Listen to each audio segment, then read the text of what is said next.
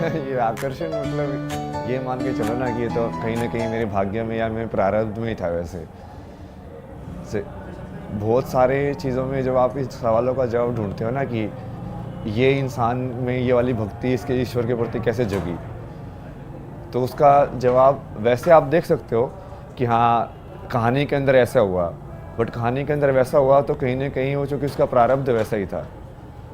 ये थोड़ा शब्दों का खेल भी हो जाता है ना कई बार। हाँ। बट वो जैसे ब्रह्म, यदि ब्रह्मा से तुम मान रहे हो तो एक ब्रह्मांड जो होता है, जैसे वो शब्द वही है ब्रह्मांड, कि ब्रह्मा का लाइक एक उसने जो एक अंडा बना के एक पूरा, जो कि इसको तुम ऐसे मानोगे ना कि क्लोज्ड है पूरी यूनिवर्स, और इसके अंदर जैसे कुछ कुछ हो रहा है, जैसे हमारे हाँ। शरीर के अंदर एक यूनिवर्स है ना, हमारा शरीर हाँ, ये भी एक ब्रह्मांड ही है। अब उसके अंदर अलग अलग कैसे तत्व घूम रहे हैं, बिल्कुल। वैसे ही पूरी यूनिवर्स को तुम एक क्लोज्ड फॉर्म मानोगे और उसके अंदर जैसे घूम रहा है, हाँ, तो वो उसको ब्रह्म मान सकते हो। बट ऐसे अनंत जैसे उसकी परिकल्पना जो हो सकती है, हाँ, वो फिर दूसरा परम ब्रह्म होगा, क्योंकि वो अनंत की परिकल्पना शून्य से आएगी। बिल्कुल, जरूर बिल्कुल। ये शून्य से अब ये सृष्टि इस फॉर्म में भी अरेंज हो सकती है, अलग फॉर्म में भी अरेंज हो सकती है हाँ, एनर्जी। तो कितनी फॉर्म में वो एनर्जी अरेंज हो सकती है, वो उतने ही ब्रह्मांड हो जाएंगे। हाँ, हाँ।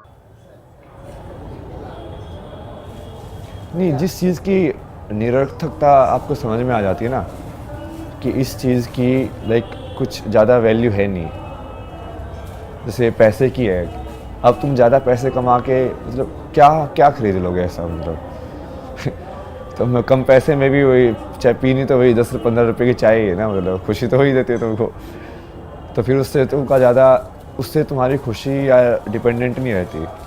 तो कहीं ना कहीं तुम फिर कुछ और ढूंढते हो लाइफ के अंदर। जैसे इसको आप ऐसे ही समझ सकते हो कि आप मान लो 2 सेकंड के लिए खुश हो रहे हो किसी चीज़ को करके, गाड़ी खरीद के, घर के लेके, बट ज़्यादा पैसे कमा के, या जब आपकी सैलरी क्रेडिट हो रही है तो उस टाइम पे आप 2 मिनट के लिए खुश हो रहे हो या 1 घंटे के लिए खुश हो रहे हो। तो कौन सी ऐसी चीज़ है जिसको आप लेके पूरी लाइफ भर आनंद में रह सकते हो?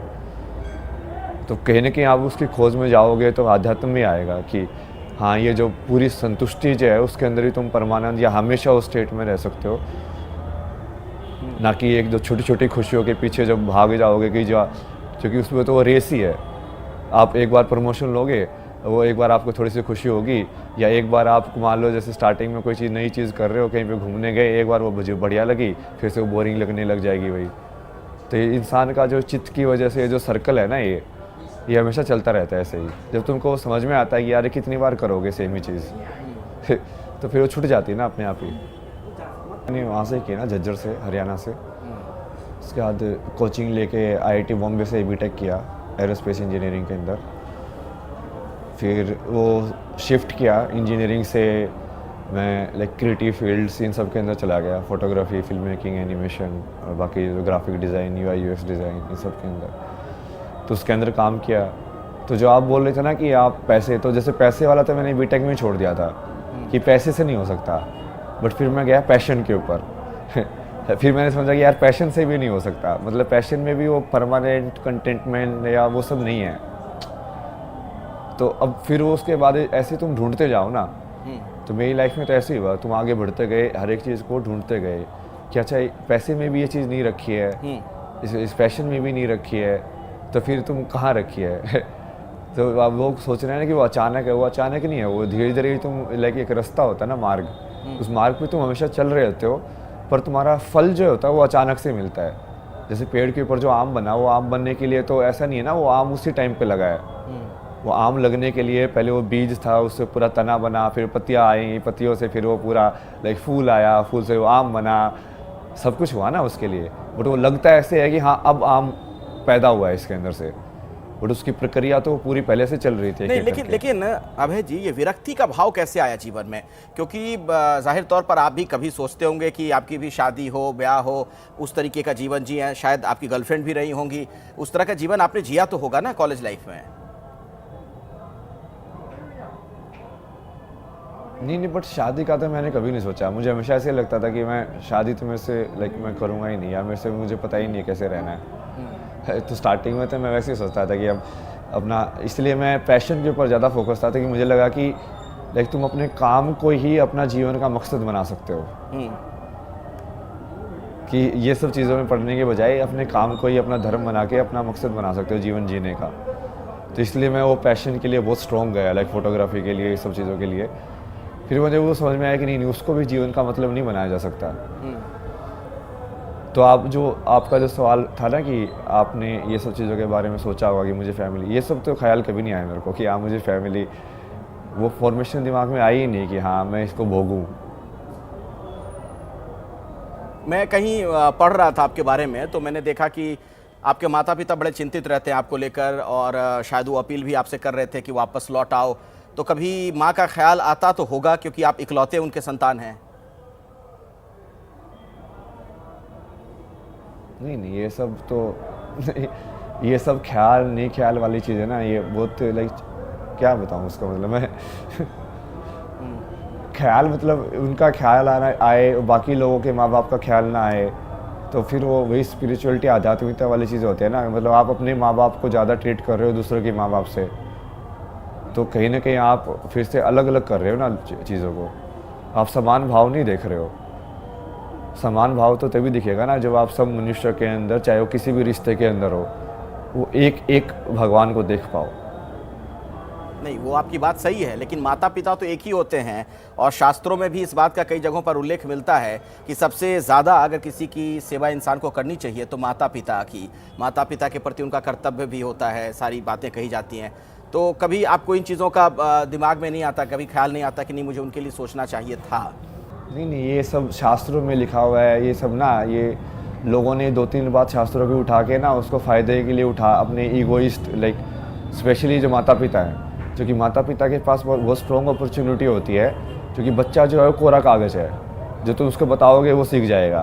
तो सारे माता पिता उनको यही शास्त्रों के यही कहानियाँ बताते हैं। अब शास्त्रों में तो मोक्ष के बारे में, बाकी चीज़ों के बारे में भी लिखा हुआ है, बट जब वही बच्चा भगवान का नाम लेने लगता है तो एकदम से उनको शास्त्र भूल जाते हैं वो लोग। पर जब अपने बारे में अपनी फीलिंग बनाने की बात आती है कि हमें भगवान मानो, तब उनको सारे शास्त्र याद आ जाते हैं। नहीं, लेकिन राम जी तो वनवास चले गए थे ताकि वचन खाली ना जाए, पिता की बात थी तो। हाँ, तो राम जी के वनवास जाने की वजह से दशरथ की मौत हुई विरह के अंदर। तो क्या वो राम जी का वनवास जाना उनकी मौत का कारण नहीं बना? बुद्ध जो थे वो तो अपनी पत्नी और अपने बच्चे को छोड़ के चले गए थे। आदि शंकराचार्य जो थे वो तो 10 साल की 11 साल की उम्र में ही घर छोड़ के निकल गए थे। तो आप क्या बोलोगे इन सब लोगों को? शास्त्र तो उन्होंने ही लिखे हैं, बल्कि जिन शास्त्रों का आप रेफरेंस दे रहे हो उनका जीवन देखो एक बार। यूनिवर्स किस चीज़ को बोल रहे हो ना तुम, वही है ना, जैसे तुम फिजिकल यूनिवर्स की बात कर रहे हो। ऐसे ही तुम बोल सकते हो कि तुम्हारा मन का जो ब्रह्मांड है वो एक्सपेंड कर रहा है कि नहीं कर रहा है। तो जैसे इंसान के वैसे भी देख सकते हैं ना कि इंसान ने पहले कभी पहिया बनाया था, फिर उसने और नई चीज़ बनाई, फिर और नई चीज़ बनाई, तो उसका मन का जो अंतरिक्ष है वो भी तो बढ़ रहा है। जैसे जैसे यूनिवर्स का तुम फिजिकल में देख रहे हो कि वो बढ़ रहा है, बट उसके मन की चेतना का अंतरिक्ष भी तो मानव का कितने इतिहास के अंदर बढ़ा है पूरा का पूरा।